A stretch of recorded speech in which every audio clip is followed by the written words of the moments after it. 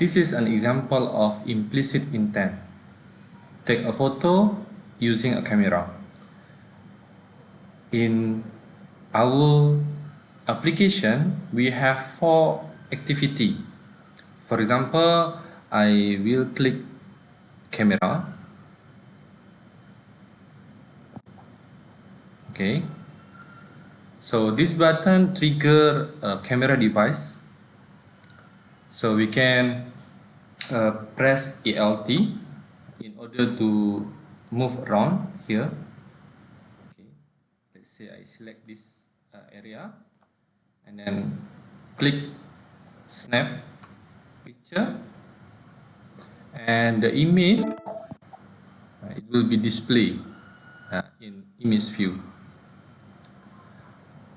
Now we will discuss in detail how to develop it.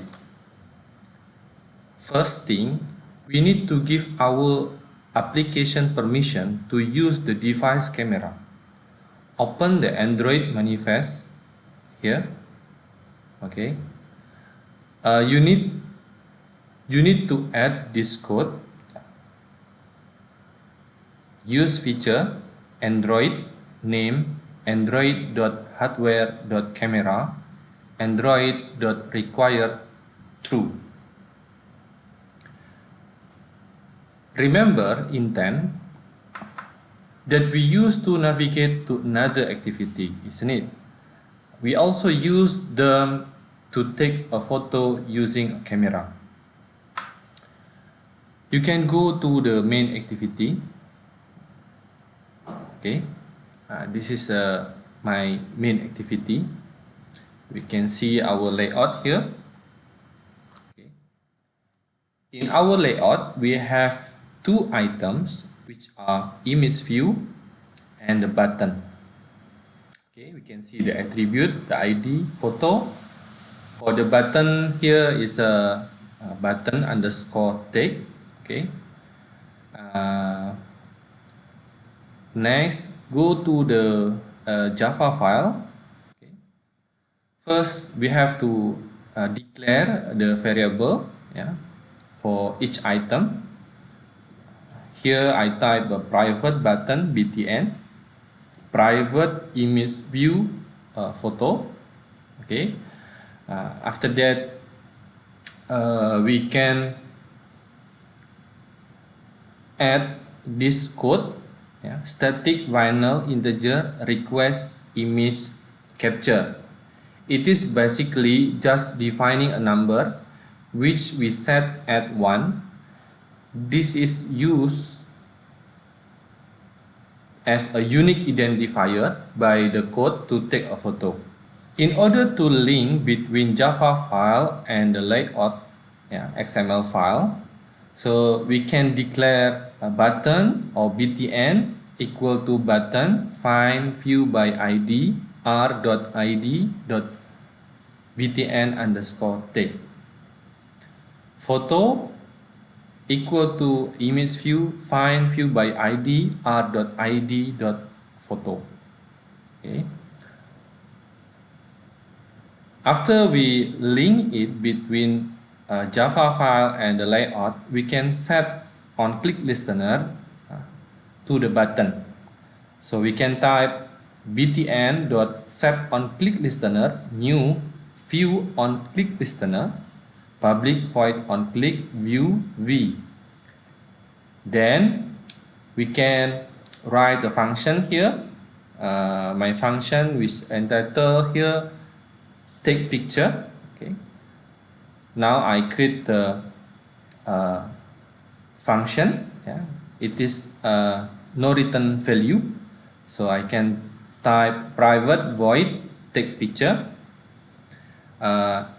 In the take photo method, we can declare intent take picture intent equal to new intent media store dot action image capture. It creates a new intent which will open the camera. Next is a handle application. If take picture intent dot resolve activity get package manager not equal to null.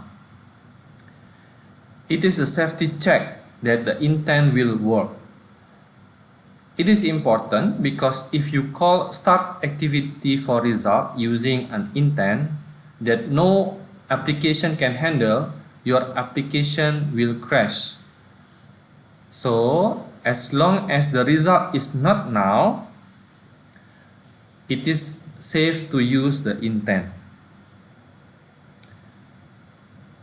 Next, you can type the code start activity for result, take picture intent, request image capture. Actually, it is used the intent to open the camera. Here we use the start activity for result. It means that the intent will return the value, will return the result. Basically, the result is a photo which is taken.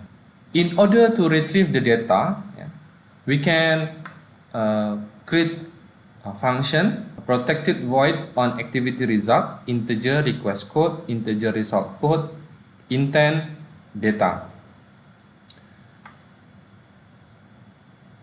We have to put a condition to check that the result is successful or not. We can type if request code equal to request image capture and result code equal to result OK. So this variable must same as the variable that we assign in the start activity for result. We will store the data. We can use a bundle extra equal to data.getExtra. Bitmap image bitmap equal to bitmap extra.getData. This line, actually we save the data in a bitmap file, and we can display into the image view. We can use the photo, the variable of photo, dot set image bitmap. I think that's all.